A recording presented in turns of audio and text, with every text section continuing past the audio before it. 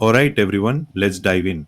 Today, we are tackling something that's at the heart of every machine learning application you're working on as a software architect: infrastructure and tooling for MLOps. Now, I know you might be thinking, infrastructure? That doesn't sound sexy, but trust me, getting this right is everything. Without the right infrastructure, even the best ML models can crumble when faced with real demands. I'm talking about the foundation, the part of your system that everything else relies on. Think of it like building a house. You can have the best materials, the best design, but if the foundation isn't solid, everything will collapse. So let's take a good look at what makes for solid MLOps infrastructure and how it can power your models, keep them running smoothly, and help you scale. First up, storage and compute, the backbone of ML infrastructure. Let's start with storage and compute. These are your fundamental resources. You know it's crucial, right? You can't store massive data sets if you don't have a place for them, and you can't process them if you don't have enough computational power. Simple as that. Now, imagine this scenario. You are building an ML model to predict customer behavior, and the data set you're working with is in the terabyte range. That's a lot of data. You can't just dump that into a regular server somewhere and expect it to work. You need scalable cloud storage. Think AWS S3, Google Cloud Storage, or Azure Blob Storage. This allows you to store data efficiently and access it when needed. But the real power comes in the compute resources. Imagine the power you need to train a deep learning model. CPUs, GPUs, or even TPUs. ML models, especially deep learning, need serious computation muscle. This isn't just a small server running Python scripts. We're talking about massive parallel processing, running complex metrics operations in seconds. That's why cloud compute, whether it's CPU or GPU powered, is a game changer. On demand scalable compute means your system can grow as your models do. Whether you need one server or thousands, it's all handled by the cloud. But here is the thing, optimizing those resources is a whole other ball game. You don't just want to throw servers at the problem. You've got to optimize your system for flops, floating point operations per second, and bandwidth. Flops is critical when you're dealing with deep learning because you need to maximize every second your machine is running. Don't just give it more power, give it efficient power. Next, let's talk about the development environment where the magic happens. Your development environment. It's where everything comes together. Data scientists, ML engineers, and you as an architect spend a ton of time here. This is where the magic happens, right? But it's not just about writing code, it's about versioning, collaboration, and experimentation. Imagine building a model without version control for code or data. Nightmare, right? One wrong change, and suddenly your experiments are lost. You need to ensure that everything is tracked and you have that reproducibility factor. JIT for your code, DVC, data version control for your datasets, and ML flow for managing model artifacts. These tools are the key to successful collaboration. Experimentation is another critical part of development. Here's where Jupyter Notebooks or Google Colab shine. They make it easy to run tests, visualize data, and tweak your model's performance.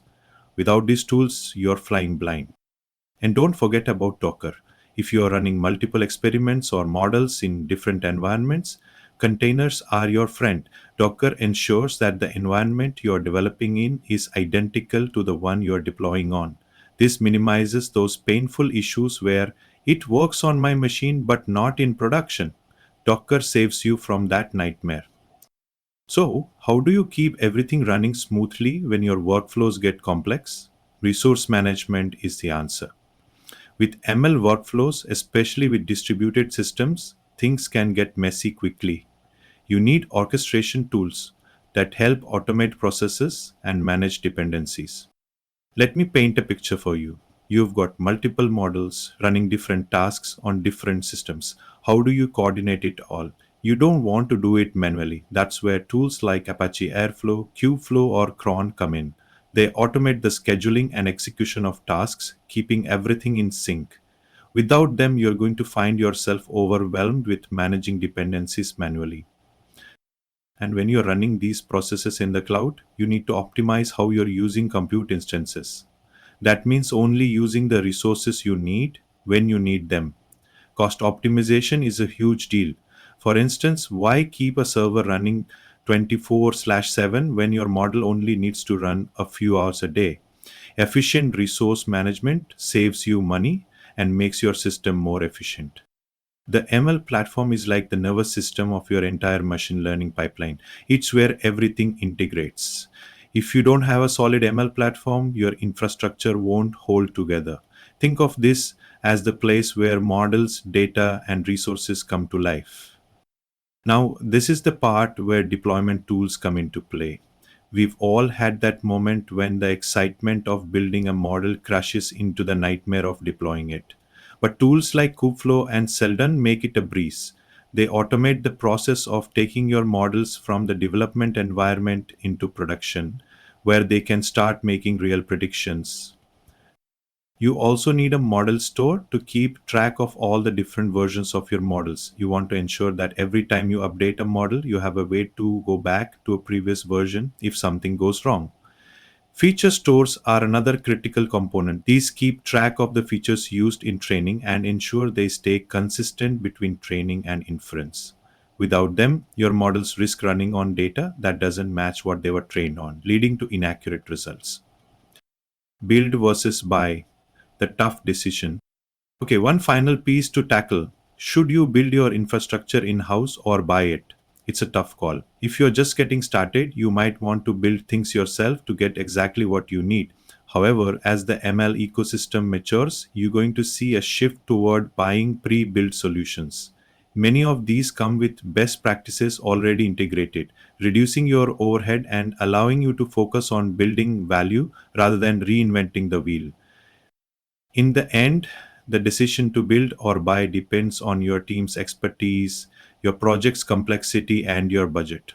But the hope is that in time, we'll see a move towards standardized solutions that reduce the complexity of integrating various tools and platforms.